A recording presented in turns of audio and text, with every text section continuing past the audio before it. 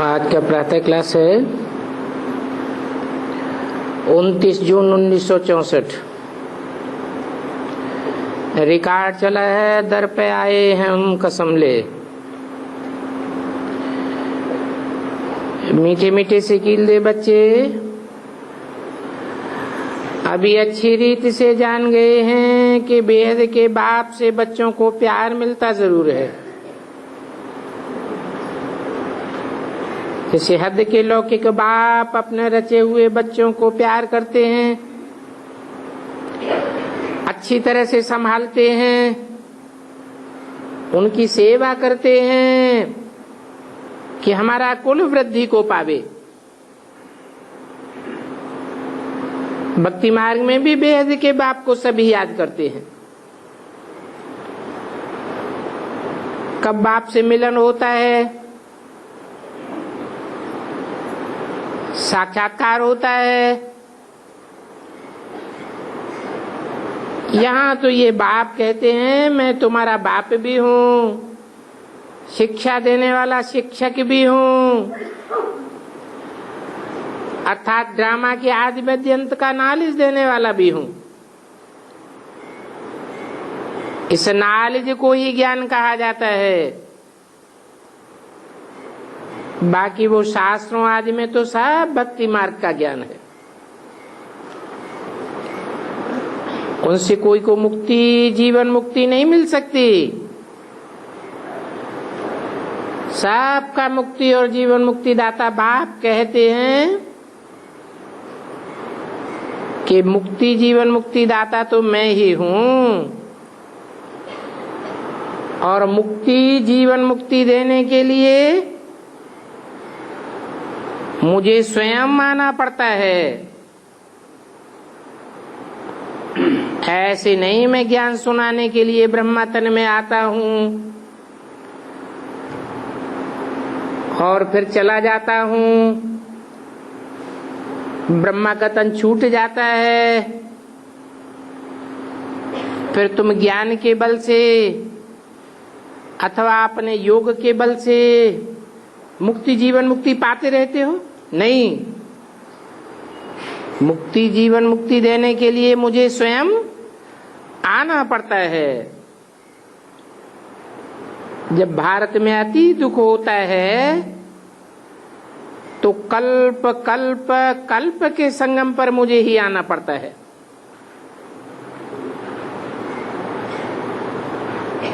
कि 3 बार कल्प दोहराने की क्या जरूरत पड़ी? अर्थात हर कल्प के बाद जो संगम होता है 2 कल्पों के बीच में, उसमें 4 युगों की शूटिंग होती है और हर युग के अंत में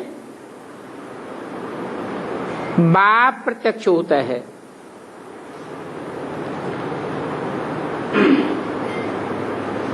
सत्य की शूटिंग के अंत में भी प्रत्यक्ष होता है बाप बाप के रूप में। त्रेता युगी शूटिंग के अंत में भी प्रत्यक्ष होता है और द्वापर युगी शूटिंग के अंत में भी प्रत्यक्ष होता है। इसलिए कहा कि मुझे आना पड़ता है हर कल्प के अंत में। ड्रामा अनुसार माया 5 विकार तुमको दुखी बनाए देते।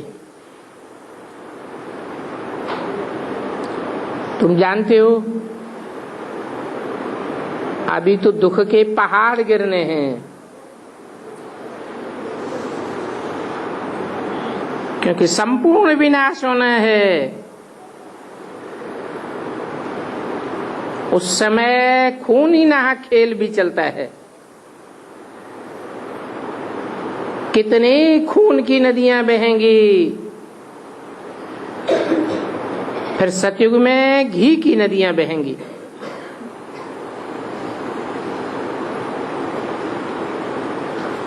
खून की नदियां बहती हैं,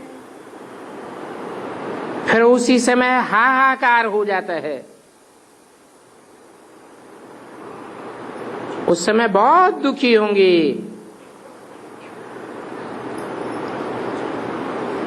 अभी बच्चों को बाप की सर्विस भी बढ़ानी है और ये सर्विस अच्छी तरह बढ़ानी है। तुम मददगारों से ही भारत स्वर्ग बनता है। तुम जानते हो, हम ही सिकील दे बच्चे ब्राह्मण कुलभूषण भारत को फिर से दैवी स्वराज्य बनाते हैं और अभी बाप से दैवी स्वराज्य का वर्षा ले रहे हैं। बाप कहते हैं, बच्चे सर्विस की युक्तियां निकालते रहो। बाबा का भी तो ख्याल चलता है ना। अभी बाबा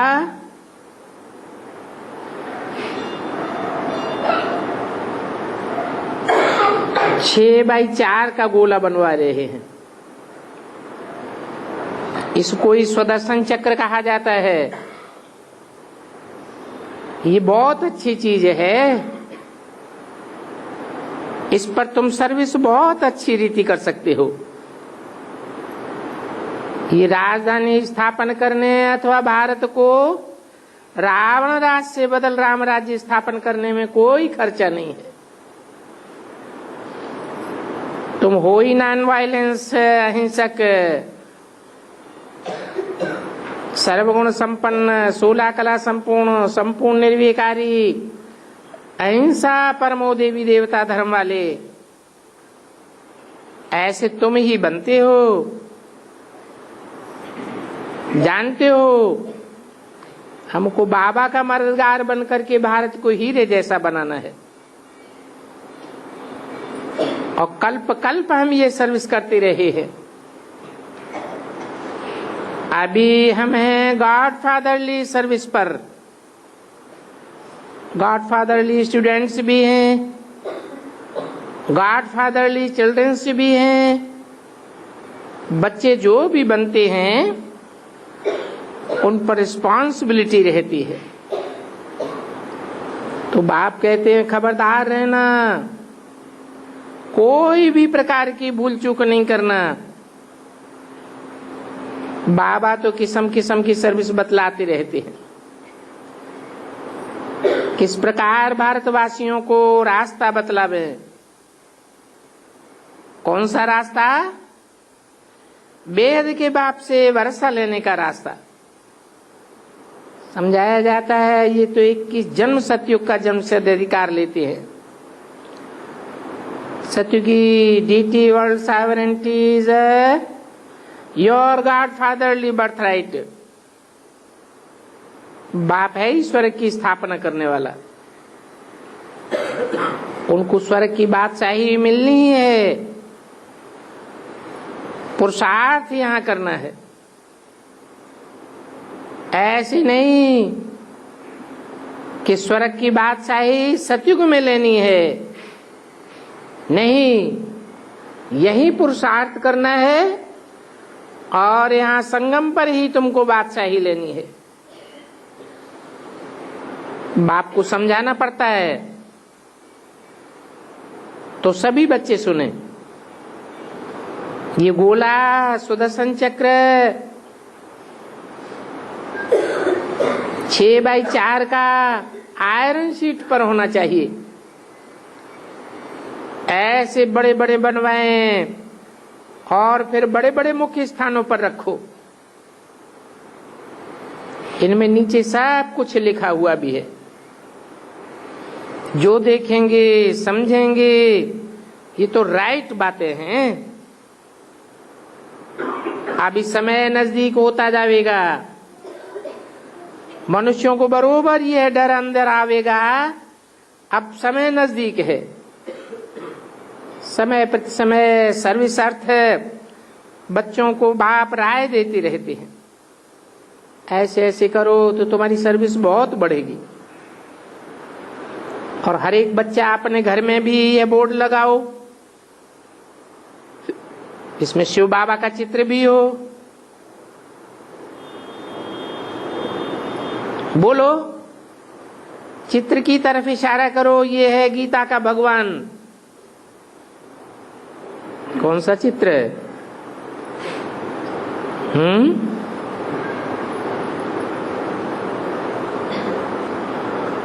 अपने घर में बोर्ड लगा दो, बोर्ड में गीता के भगवान का चित्र हो। बताओ ये शिव बाबा का चित्र है? कौन सा चित्र? बीके वालों ने कौन सा चित्र बनाया है? 32 करोड़ों वाला चित्र बनाया, उसमें बीच में लगाई दिया निराकार। तो निराकार कैसे गीता का भगवान बनेगा? गीता का भगवान साकार में होगा या निराकार में होगा? गीता ज्ञान साकार में आकर सुनाएगा या निराकार में सुनाएगा? फिर लिखा हुआ हो डीटी वर्ल्ड सॉवरेंटी आपका जन्म सिद्ध अधिकार है। आपने हेवनली गॉड फादर से जन्म लिया है, हेवन स्थापन करने वाला है, तो ऐसे बाप का वर्षा लेना आपका जन्म सिद्ध अधिकार है। हर एक अपने घर में बोर्ड लगा दे, घर घर में तुम ज्ञान गंगाएं बैठी हुई हो। ऐसा बोर्ड देख करके बहुत आवेंगे, और जो आवेंगे उनको समझाना है तुम आत्माओं का बेहद का बाप वह निराकार है। फिर निराकार का अर्थ भी बैठ समझाना है। निराकार का अर्थ ये नहीं है कि सिर्फ बिंदी है, बिंदी तो तुम सब आत्माएं भी हो। बिंदी का अर्थ है कि वो जिस तन में आता है, जिस तन में संसार के सामने प्रत्यक्ष होता है, प्रत्यक्षता रूपी जन्म लेता है, तो निराकारी स्टेज में जन्म लेता है। जैसे सभी धर्म पिता निराकारी स्टेज वाले हैं, इब्राहिम, बुद्ध, क्राइस्ट, गुरु नानक निराकारी स्टेज में दिखाए जाते हैं ना। जैसे कि उनकी आत्मा इस साकार दुनिया में है ही नहीं। बाप कहते हैं तुम आत्माएं भी निराकार हो, भाई भाई हो। अभी हम उस बाप से वर्षा ले रहे हैं, आगे चल करके बहुत धूमधाम होगी कि वो भगवान पधारे हैं। नाम तो है ब्रह्मा कुमार कुमारियां, शिव बाबा का भी नाम है। आगे चल करके मनुष्य बहुत समझेंगे, क्योंकि राजधानी तो जरूर स्थापन होनी है। अभी तो यज्ञ में विघ्न भी पड़ते रहते हैं, क्योंकि यहाँ राजा रानी तो कोई है नहीं है, प्रजा के ऊपर प्रजा का राज्य है, कोई धनी धोरी नहीं है। कोई को भी समझाओ और वह बीके की तरफ लेवे तो भी हंगामा कर देंगे। इसको कहा जाता है अंधेर नगरी अनबूझ राजा। समझते हैं कि सब धर्म मिलकर के एक हो जाएंगे। अब धर्म तो भिन्न भिन्न है, सब धर्म मिलकर के एक कैसे हो जाएंगे? 29 से 64 की वाणी का दूसरा पेज। खुद कहते हैं हम धर्म को नहीं मानते हैं, गवर्नमेंट अपने धर्म को भूल गई। ये भी ड्रामा में है। और धर्म स्थापन होते हैं तो ये देवी देवता धर्म प्रायः लोप होना चाहिए। इसलिए सब अपने को हिंदू कहलाते हैं, और हिंदू तो कोई धर्म ही नहीं है। कोई बतावे कि हिंदू धर्म किसने स्थापन किया? देवता धर्म लोप है, तब बाबा कहते हैं कि फिर से हम देवी देवता धर्म की स्थापना करने आया हूं। अनेक धर्मों का विनाश भी सामने खड़ा हुआ है। बाकी कितना समय ठहरेंगे? ब्रह्मा की आयु भी 100 वर्ष है, शास्त्रों में निधि हुई है। ये 100 वर्ष राइट देखने में आते हैं, क्योंकि और भी सब धर्म पिताओं ने आकर के 100 वर्ष के अंदर अपना धर्म स्थापन किया है। तो बाप भी देवी देवता सनातन धर्म की स्थापना करने में जास्ती से जास्ती 100 वर्ष ही लेते हैं। और ये बाबा का शरीर कितना समय चलेगा? इनसे पहले आफतें भी आनी है। मनुष्य तो कहते हैं सतयुग आने में लाखों वर्ष हैं। तुम जानते हो आज हम नरक में बैठे हैं, कल स्वर्ग में होंगे। अभी हम आत्माएं दौड़ी पहन रही हैं, नरक से स्वर्ग में जाने की दौड़ी है। अभी हमारी 84 जन्म पूरे हुए, हमारा दुख का पार्ट भी पूरा हुआ। बस बाबा अभी हम आए कि आए, ये हमारा अंतिम जन्म है। हमारा बाबा साजन आया हुआ है, कहते हैं बच्चे पवित्र बनो, लायक बनो। लायक बनेंगे तब ही मैं साथ ले जाऊंगा। योग से लायक नहीं बनेंगे तो फिर सजाएं खानी पड़ेंगी। फिर जितनी जास्ती सजाएं खावेंगे उतना पद भी तुम्हारा नीचा हो जाएगा। ये बातें तो समझ में आनी बहुत सहज हैं। बेहद के बाप से बेहद के सुख का वर्षा मिलता है।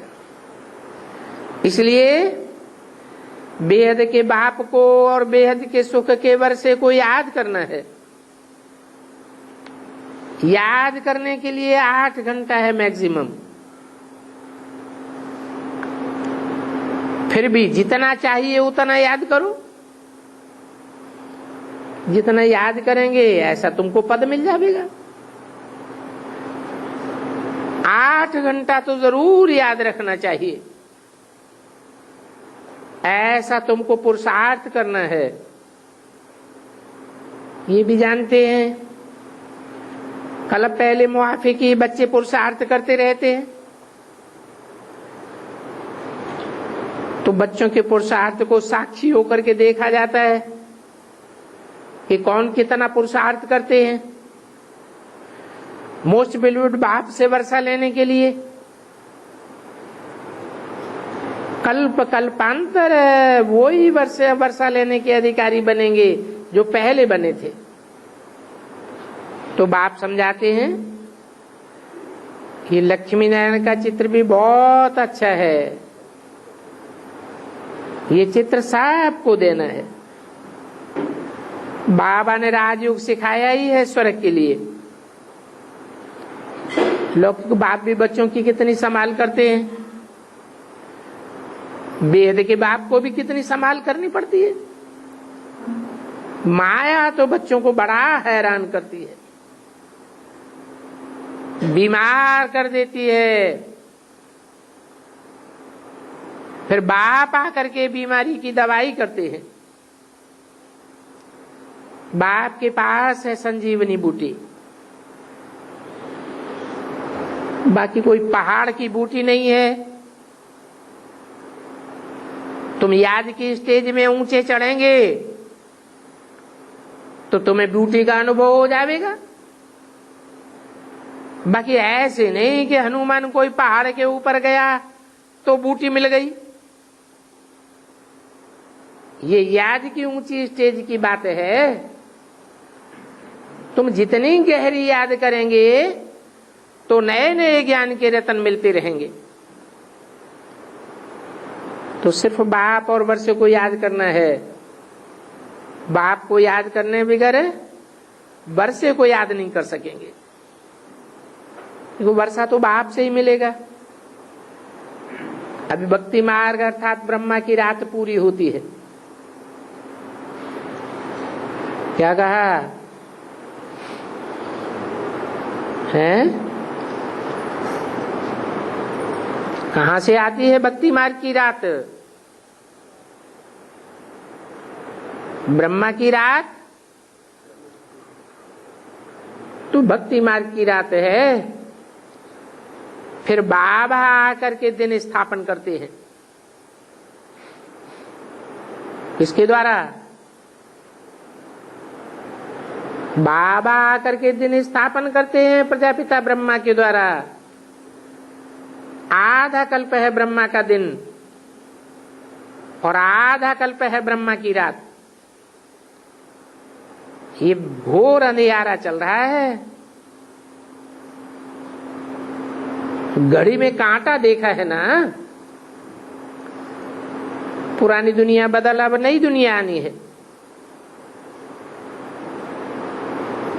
तो ये वर्ल्ड व्हील है, उसे इस गोले में देखना है कि हम कहां खड़े हैं। रात के 12 बजे बजने वाले हैं, घोर अंधियारा होने वाला है। समझना तो बहुत सहज है। छोटी छोटी बच्चियां भी बैठ समझावें तो लौकिक पारलौकिक माता पिता का अच्छा ही शो करेंगी। बाप रचयिता का काम है स्त्री बच्चों आदि को रचना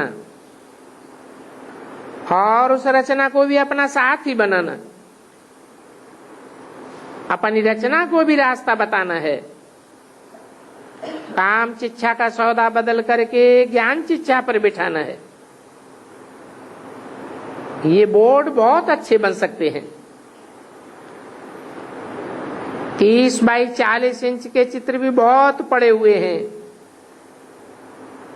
ये सब यहां भेज दिए हैं क्योंकि बच्चे न भी संभाल सकें तो बाबा ने कहा अच्छा बाबा संभालेंगे, यहां से ही सबको भेज देंगे। बाबा को तो सर पर सब कुछ उठाना पड़ता है। ये बाप बड़ा निराकार निरहंकारी है। कैसे बैठ बच्चों की पालना करते हैं। कहते हैं कि मेरे कारण इस ब्रह्मा को भी गाली खानी पड़ती है, नहीं तो ये तो कलकत्ते का बड़ा व्यापारी था, जैसे कि नवाब था। कहते हैं ना बाट वेदे ब्राह्मण फंसो। बाबा को थोड़ा ही पता था ऐसे प्रवेश करेंगे, मैं ब्रह्मा बनकर के फिर नारायण बनूंगा। कितनी गाली खाई है। बाबा कहते हैं तुम्हारे से भी मेरी गिलानी जास्ती करते हैं।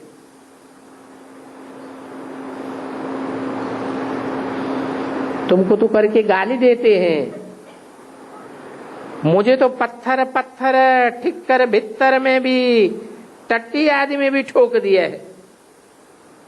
तो देखो मेरी कितनी निंदा करते हैं। तुम तो सिर्फ गाली खाते हो, राजभाग मिलता है,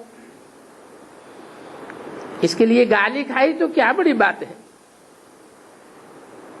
मुझे तो आधा कल्प से गाली देते रहते हैं।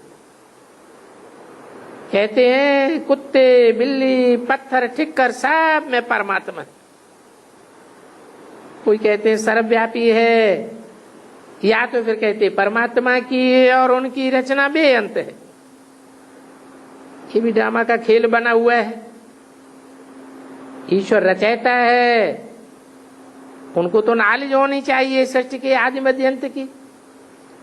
बाप कहते हैं लाडले बच्चे मैं इसमें आया हुआ हूं।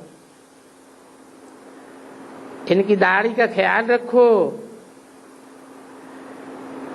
इनकी दाढ़ी सो उनकी दाढ़ी।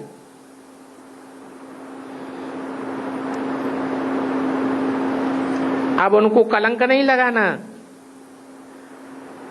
विकारों को योग बल से भगाते रहो।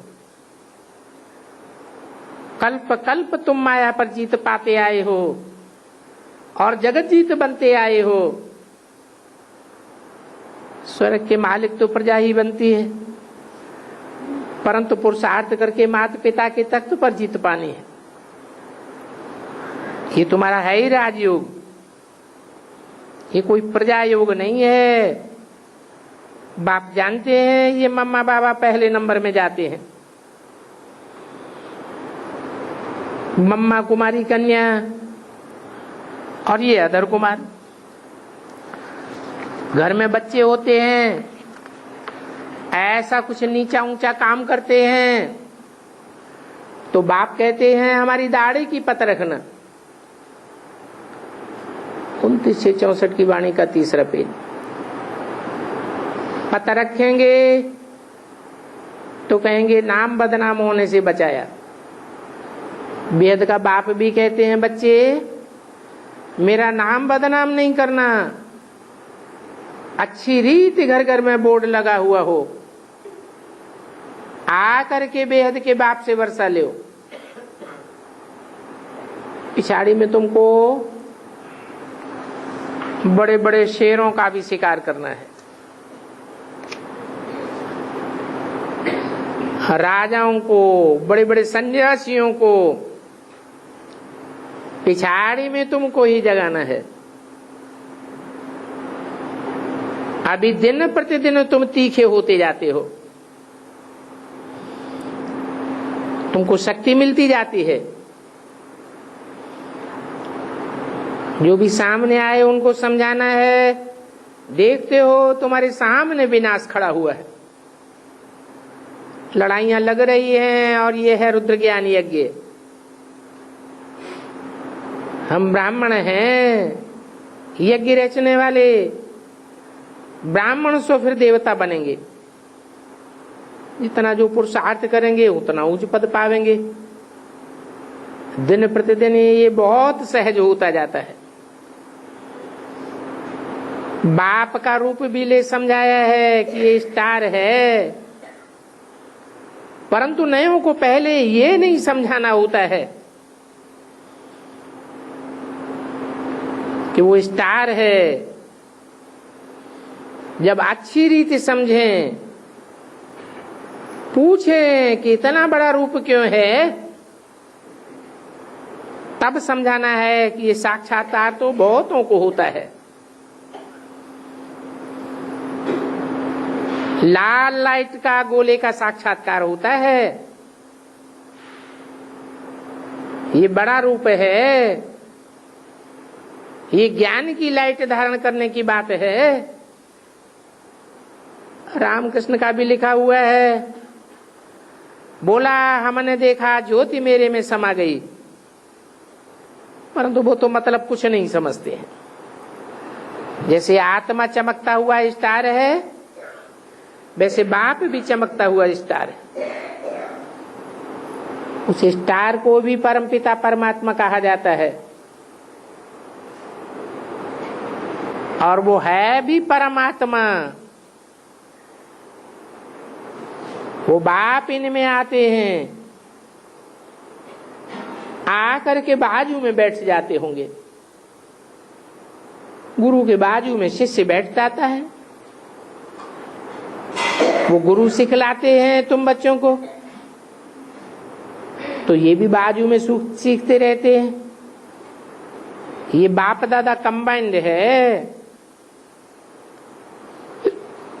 ये कंबाइंडनेस का बड़ा गुह्य राज है। जब कोई पूछे तब समझाना है, नहीं तो बाबा बाबा कहते रहो।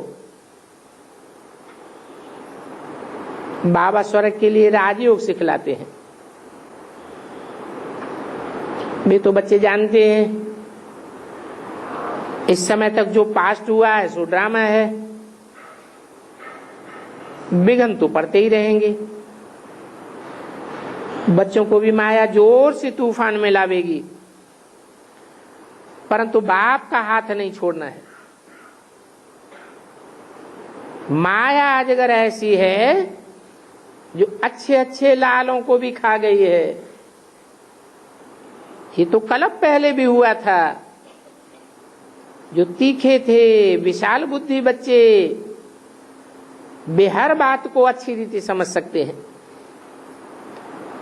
विचार सागर मंथन करेंगे कि हम ऐसे ऐसे किसी को समझावें, दान करें। बाबा तो रूप बसंत है, तुम भी रूप बसंत हो।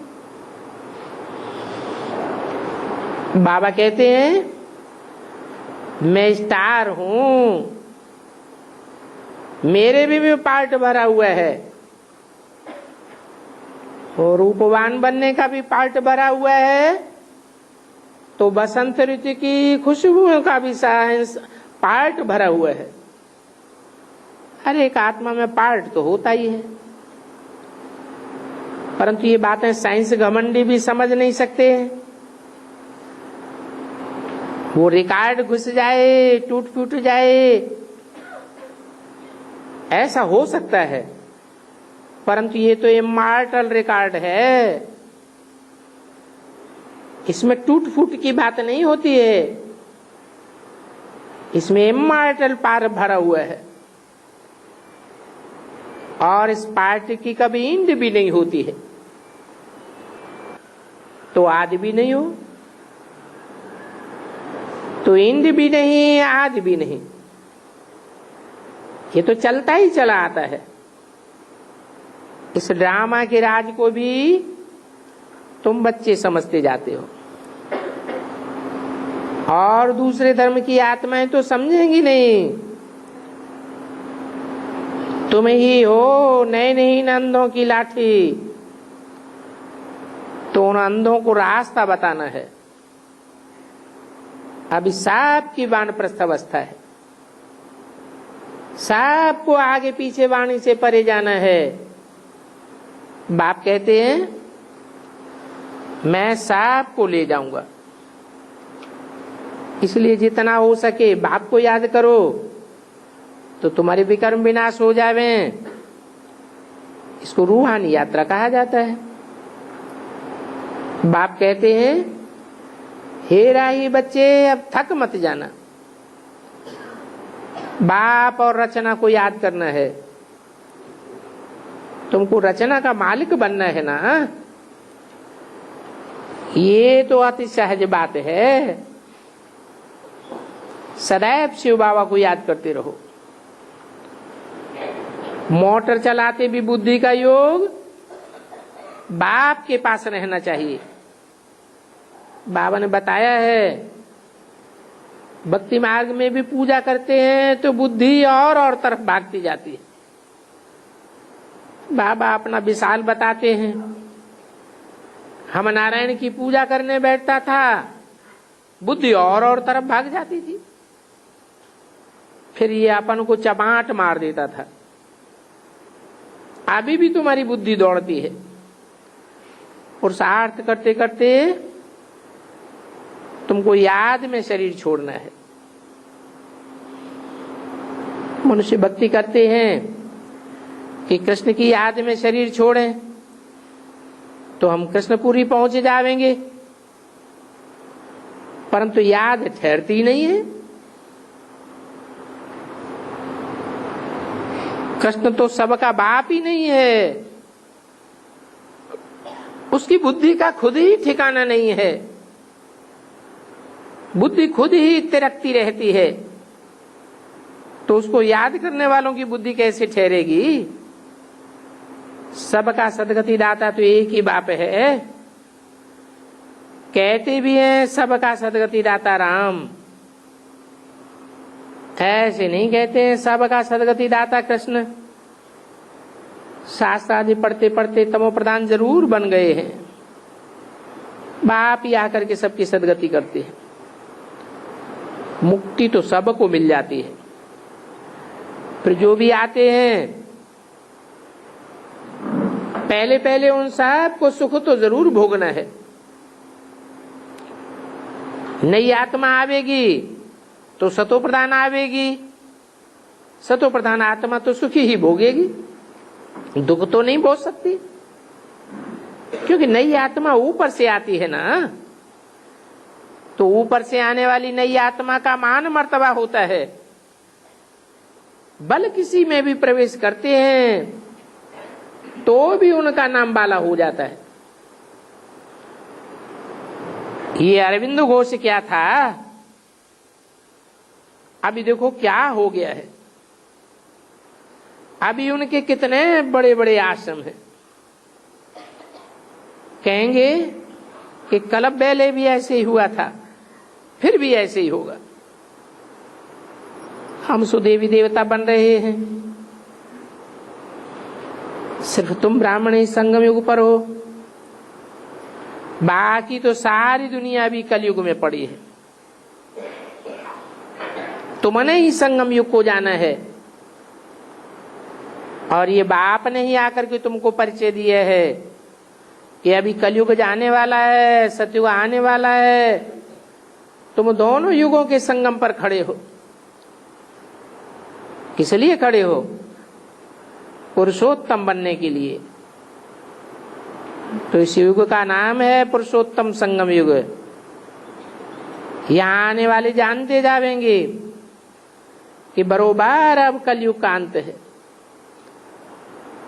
कलयुग का अंत होने वाला है तो जरूर दुनिया बदलने वाली है।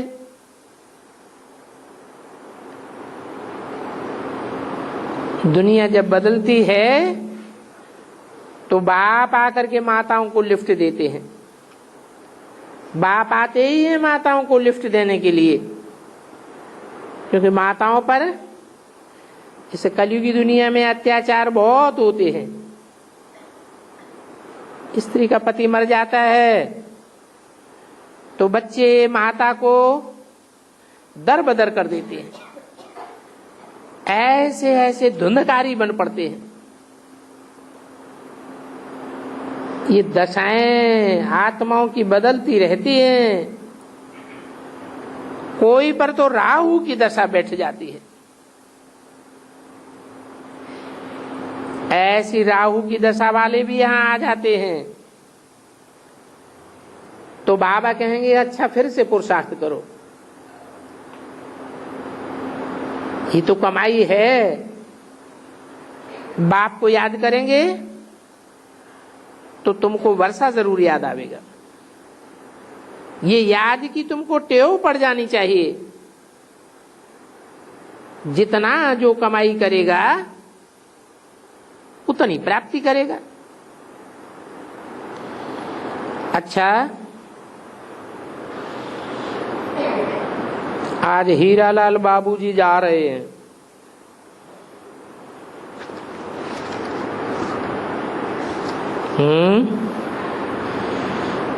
कौन जा रहे हैं?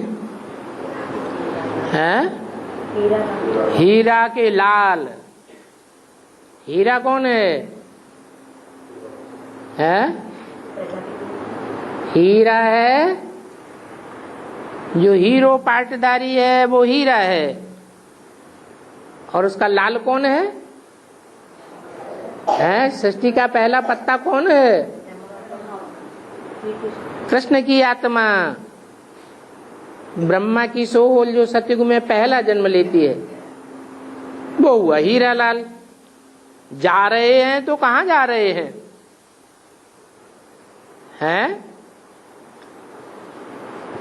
64 में मम्मा बीमार पड़ गई थी।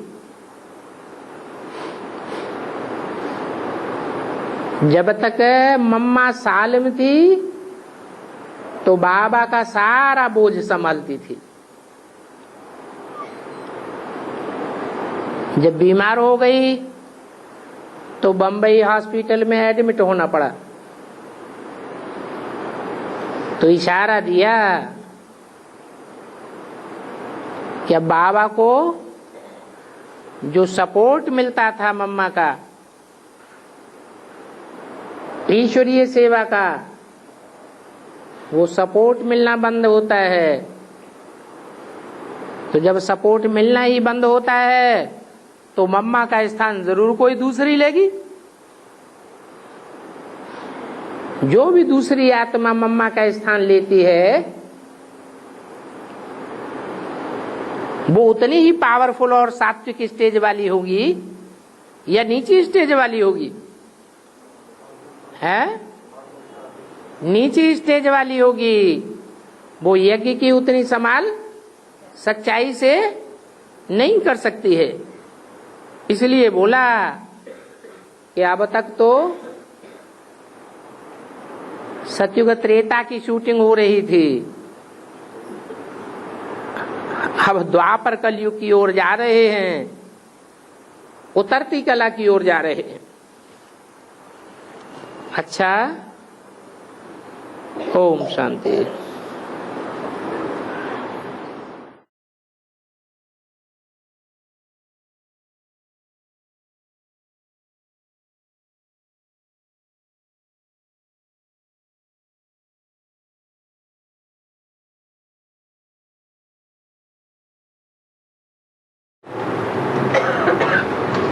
गृहस्थी वालों को 8 घंटा से सेवा करना है, तो सेवा की लिस्ट में क्या क्या आता है?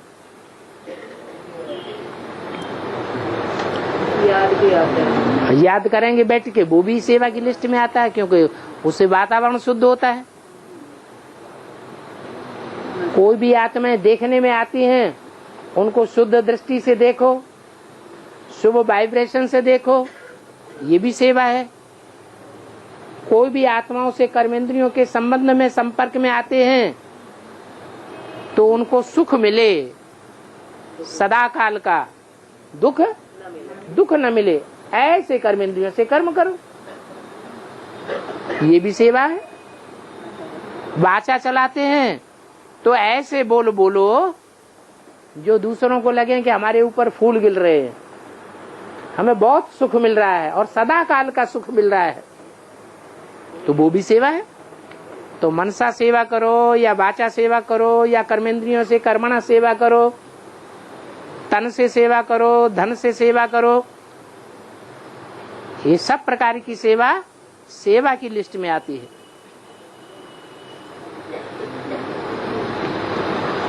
और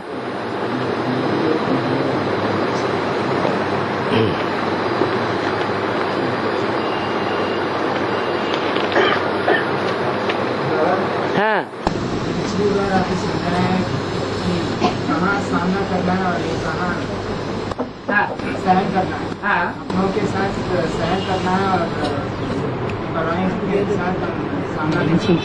पर कौन अपना है और कौन पराया? जो ईश्वरीय ज्ञान की बातों का विरोध करे, श्रीमत के बरखिलाफ बात करने वाले को क्या समझो?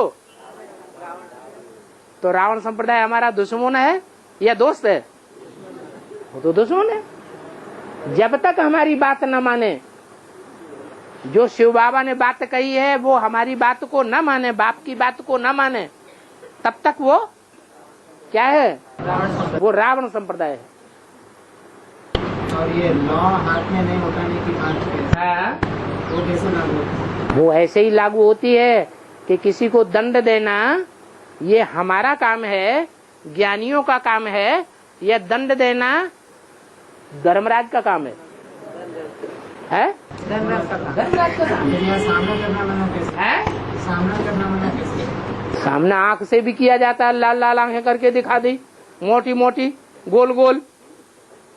कर्मेंद्रियों से भी कर्म, ऐसे कर्म किए जिससे दूसरे को दुख हो जाए, वो भी सामना करना है। बातों से ऐसी बातें बोल दी जिससे दूसरे को कचोट जाए, दुख लग जाए, तो ये सामना करने वाली बातें हैं सब। ये लॉ हाथ में उठाने वाली बात। लॉ हाथ में उठाना यही है, किसी ने हमको झापड़ मार दिया और हमने भी उसको झापड़ मार दिया, तो ये लॉ हमने अपने हाथ में उठा लिया। हमको क्या करना चाहिए? है दूर भागना चाहिए। पहली बात, अगर झापड़ मार भी दिया या डंडा मार भी दिया, सर फोड़ भी दिया, तो हम भाग जाएं। पहला काम तो ये करें। और दूसरा काम ये करें कि पुलिस से जाके रिपोर्ट लिखाएं और हॉस्पिटल में जाकर के उसकी जांच कराएं, और दोनों जगह से कागज लिखवा हुआ, ठप्पा लगा हुआ ले, बस। वहाँ भी नहीं लिए तो है तो आगे और बड़े बड़े आला ऑफिसर हैं, दिल्ली तक पहुंच जाओ। और बोलो। हाँ, हम लोग कभी तो समस्या में है तो तुम आते हो क्या? बाबा को याद करो और बाबा हाजिर। बाबा तो कहते हैं तुम बच्चे मुझे जितना याद करते हो मैं तुम्हारे साथ हूँ। और हाँ,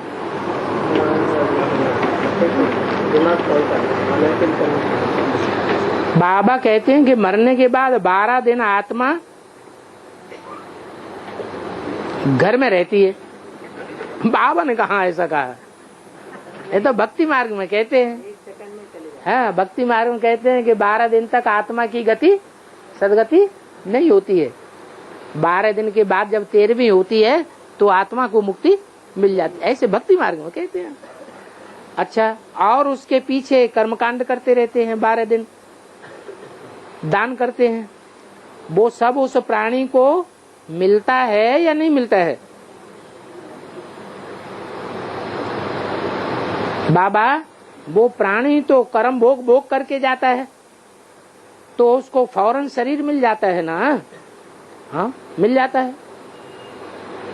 ये सब जो कर्मकांड किए जाते हैं, ये सब का सारे ही कर्मकांड तो इस समय की यादगार है। किस समय की? संगम युग की। कि जब कोई मरने पर आता है तो 7 दिन का कोर्स करे, 1 दिन आना और 1 दिन जाना। कितने दिन हुए? 9 दिन हो गए। और 3 दिन किसी से संदेश ले और कोर्स करे, तो कितने दिन हो गए? 12-13 दिन हो गए। यही कर्मकांड है। इसी की यादगार में उन्होंने दुनिया भर की बातें बना दी। और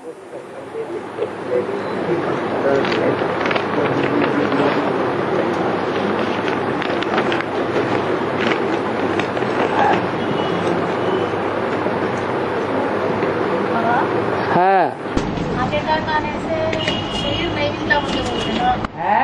हार्ट अटैक से शरीर छूट जाता ना। हार्ट अटैक जाता ना, उसको शरीर नहीं मिलता। शरीर नहीं मिलता बोलते ना। हाँ, हार्ट अटैक तो अकाले मृत्यु हो गई ना। जो अकाले मृत्यु होती है तुरंत हो जाती है। रास्ता चल रहे हैं, ट्रक ने आके दबा दिया तो अकाले मौत तो तुरंत मृत्यु हो गई ना। फांसी लगा लेते हैं, तुरंत मर गए, तो ये अकाले मौत कही जाती है। अकाले मौत जिनकी होती है उनको सूक्ष्म शरीर धारण करना पड़ता है। वो बीमार होकर शरीर छोड़ते। वो लंबी बात है। लंबे समय तक कोई बीमार रह करके शरीर छोड़ता है, उसको तुरंत मौत नहीं कहेंगे, तत्काल मौत नहीं कहेंगे उसे। जो तत्काल मौत है वो अच्छा आदमी है, अच्छा इंसान। हाँ, वो जो तत्काल मौत होती है वो उसको मौत तो अच्छी हो गई, जैसे हार्ट अटैक हुआ, लेकिन सूक्ष्म शरीर मिलता है। और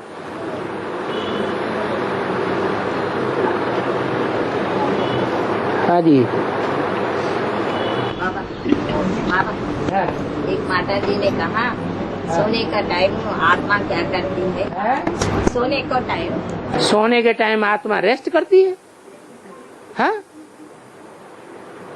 और बाबा घूम के आती है, घूम के आती है। वो स्वप्न है, उसको सुसुप्ति नहीं कहेंगे, उसको 100% सोना नहीं कहेंगे। जैसे परमधाम में आत्मा जाती है तो सुसुप्ति अवस्था में है, रेस्ट में है। परमधाम से इस सृष्टि पर आती है तो रेस्ट में नहीं है, जागृत अवस्था में आ गई। फिर स्वप्न देखती है तो सूक्ष्म शरीर हो गया। स्वप्न में वो बुरे बुरे सपने आते हैं ना, बुरे बुरे सपने आते, अच्छे सपने आते हैं, हाँ, वो कैसे आते हैं? वो के सूक्ष्म शरीर से ही आते हैं। सूक्ष्म शरीर में दो तरह की आत्माएं होती हैं। सूक्ष्म शरीरधारी एक फरिश्ते होते हैं, वे दुख अनुभव न करते हैं न दूसरों को दुख देते हैं, सुखी ही सुख अनुभव करते हैं। और एक होते हैं इविल सोल। तो ऐसे ही स्वप्न भी उनके दो तरह के होते हैं, ये सुखदाई और दुखदाई। भक्ति मार्ग में बोलते बाबा, और शरीर छोड़ते ना, शरीर छोड़ने के बाद और कुछ यही क्या बोलते हैं, शैतान वैसा बनते हैं, शैतान वैसा बनते हैं, जल्दी से उनको शरीर नहीं मिलता है बोलते। वही सूक्ष्म शरीर, हाँ, भूत प्रेत, हाँ, भूत प्रेत बनते हैं, जल्दी शरीर नहीं मिलता है। वही उन्हीं को सूक्ष्म शरीरधारी कहा जाता है। बाबा बाबा एक शरीर छोड़ने से पहले वो आत्मा अपना शरीर तैयार कर लेती है ना, किसी गर्भ में। शरीर छोड़ने से 4 महीने पहले से ही 4 महीने से पहले से उसके वाइब्रेशन के अनुसार, उसके वाइब्रेशन के अनुसार उसका गर्भपिंड तैयार होता रहता है। तैयार होता रहता है। हाँ, तो फिर शरीर छोड़ने के बाद वो आत्मा उसमें प्रवेश हो जाती है, गर्भपिंड में प्रवेश करती है। हाँ, तो पति पत्नी मिलने की जरूरत क्या है? फिर हस्बैंड वाइफ मिलने का जरूरत क्या है? धर्म करने की जरूरत क्या है? उसका शरीर तो तैयार हो गया है ना, वो बच्चा तो तैयार हो गया। फिर क्या पूछ रहे हैं? धर्म करने का तैयार, मानो वो भक्ति मार्ग का मार्ग है ना। अरे कर्म कांड तो इस समय की यादगार है। करने की जरूरत क्या पड़ रही? वो कर्म कांड, उसका शरीर तो तैयार हो गया है ना। हाँ हाँ, शरीर तैयार हो गया। प्रवेश हो जाती है। वो भक्ति मार्ग वालों को बेचारों को पता है, उनको तो पता ही नहीं है। ये तो हमें बाबा ने बताया, उनको बेचारों को क्या पता। वो तो इस समय की यादगार कर रहे हैं। इस समय की जो यादगार है वो वहाँ उसका पालन कर रहे हैं, परंपरा चला रहे हैं। वो समझते हैं ये परंपरा से चला आया है, ये परंपरा थोड़ी ही है।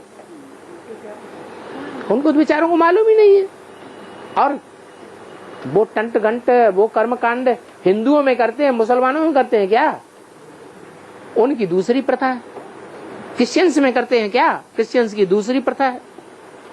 पारसियों में करते हैं क्या? नहीं, उनकी दूसरी कथा है। सबके अपने अपने जो संगम युग की जो प्रैक्टिकल बातें हैं वो सब वहां जाकर भक्ति मार्ग में दोहराते हैं। हाँ। डॉक्टर निर्मला दोनों तरफ संभालती है, कहा है डॉक्टर निर्मला। हाँ, दोनों तरफ संभालती है, माने विदेश में भी और देश में भी, दोनों तरफ देख रही है। यहाँ भी उनके चलाए हुए सेंटर्स हैं और वहाँ भी सेंटर्स उन्होंने स्थापन किए हैं। बेहद के लिए कैसे लागू होगा? बेहद में भी निर्मला डॉक्टर है। डॉक्टर है तो डॉक्टरी का ही काम करेगी, डबल काम करेगी या सिंगल काम करेगी? दोनों तरफ, माने दोनों तरफ विदेशियों की का भी सेवा करती है और स्वदेशियों की भी सेवा करती है। और है कैसे में एक आदमी ने जलाए वाला वो शरीर को खाया है, अपने शरीर को जलाते ना, वो उसको खाया वो लोग। किसने खाया? शरीर को खाया, गोश्त किसने खाया? एक आदमी ने खाया। जलाया हुआ मांस खाया, मुर्दे का। अच्छा, तो उनको मंत्र तंत्र बहुत आते बोल के बोल रहे। हाँ, ये मैली विद्या है ना।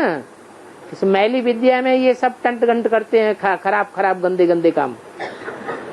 वो मैली विद्या कही जाती है। जैसे गीता में आया हुआ है, जो भूत प्रेतों के उपासक हैं वो भूत प्रेतों से प्राप्ति करते हैं, जो देवताओं के उपासक हैं वो देवताओं से प्राप्ति करते हैं, और जो मेरे उपासक हैं वो मेरे से प्राप्ति करते हैं, मेरे को प्राप्त होते हैं।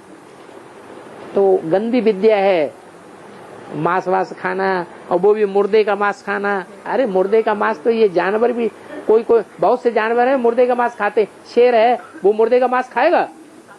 है, वो बिल्कुल नहीं खाएगा। भेड़िया एड़िया होते हैं नीचे किस्म, कुत्ते से भी नीचे, वो खाते हैं। गिद्ध है वो खाता है, छिपकली है, सांप है, ये सब मांस खाते रहते हैं।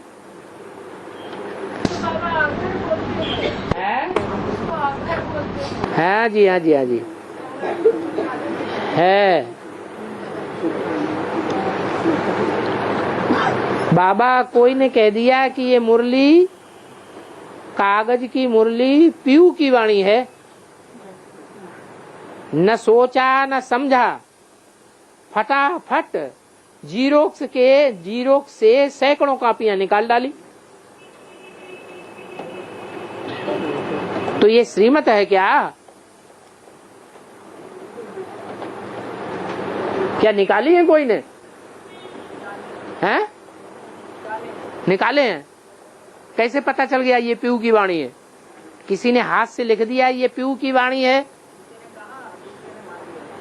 एक ने कही, दूसरे ने मानी। ये बाबा का मतलब ये थोड़ा ही है। बाबा तो कहते हैं सुनी सुनाई बातों पर विश्वास नहीं करना चाहिए, इससे भारतवासी दुर्गति को पाते हैं। वेस्टेज ऑफ टाइम, मनी और एनर्जी होता रहता है। बाबा से तो वेरीफाई करा लो, ये पीऊ की वाणी हो सकती है कि नहीं हो सकती है। अरे अव्यक्त वाणी में और ब्रह्मा बाबा के द्वारा शिव बाबा ने जो वाणी चलाई है, वो दो वाणियों को पढ़ने से ही पता लग जाता है कि इनमें क्या अंतर है। तो पीऊ की वाणी तो उन दोनों से अलग हो गई ना। किसी बहन ने कोई भाषणबाजी कर दी, भाषणबाजी अच्छी लगी तो उसने लिखा पट्टी कर ली, छपा दी, और छपाने के बाद उससे हाथ पे लिख दिया ये पीऊ की वाणी है, तो बस फॉलो करना शुरू कर दिया। खटाखट सैकड़ों वाणियां छपा दी, ये तो अंधश्रद्धा हो गई। फिर वो वाणियां ला करके मधुबनों में भी दिया। हाँ जी, ओम शांति।